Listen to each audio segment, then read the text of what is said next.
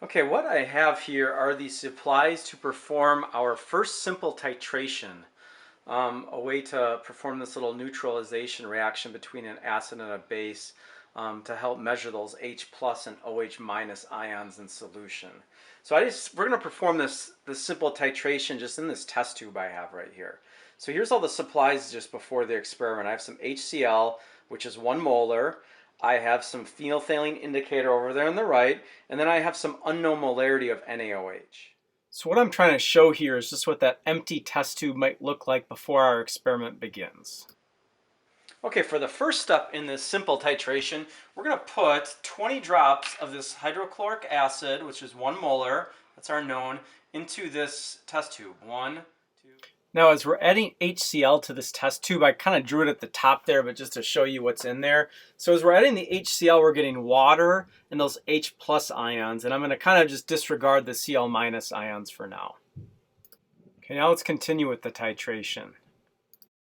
2, 3, 4, 5, 6, 7, 8, 9, 10, 11, 12, 13, 14, 15, 16, 17, 18, 19, 20. So notice that this hydrochloric acid is this clear color, and right now inside of that test tube, I'll show you a picture of it, but we're going to have some H plus ions floating around, some Cl minus ions floating around, which I'm going to not put in the picture, and then some water molecules floating around. So that's what we have in there right now. So notice the only difference between this picture and the last one is I just drew a bunch of H plus ions kind of floating around in there rather than just the one to represent the 20 drops I threw in there.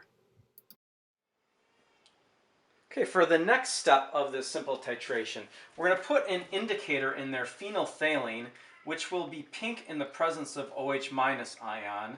So let's put a drop in there, and we see a little bit of cloudiness now, but we see that it retains that clear color, probably because we don't have OH minus ions in there yet.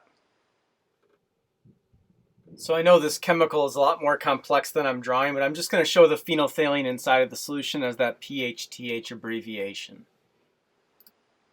Okay, now for the third step of our simple titration. We're now going to get our sodium hydroxide, and we're going to add it drop by drop into this solution of hydrochloric acid with our drop of phenolphthalein.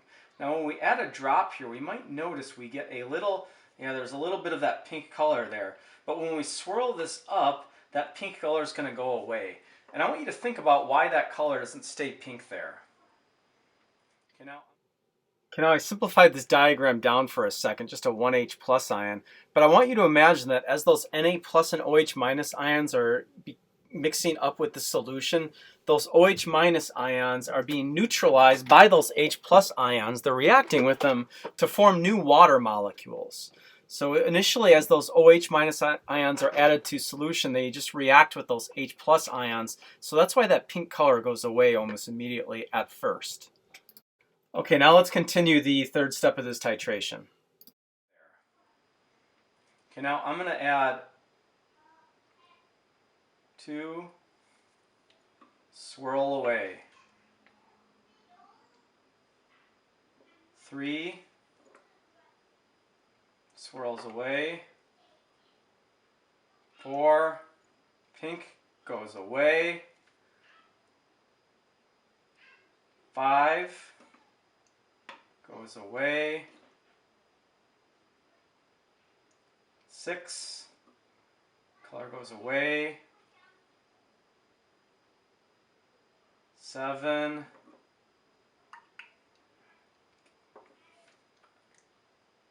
8, 9, 10. Okay, I'm going to take another quick little break here just to show you that more and more of those H plus ions are going away as they're being neutralized or neutralizing the OH minus ions. So we're getting fewer and fewer H plus ions in solution as we add this base. 11, 12, 13 goes away. I'm going to go back to drop by drop now. 14 goes away. 15 goes away. 16, 17, oops. Good, goes away. Go slow. 18.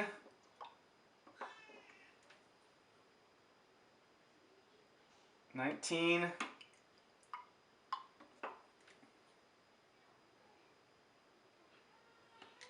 20. Oh, this actually worked out. Okay, so on that 20th drop, notice how the solution stays pink.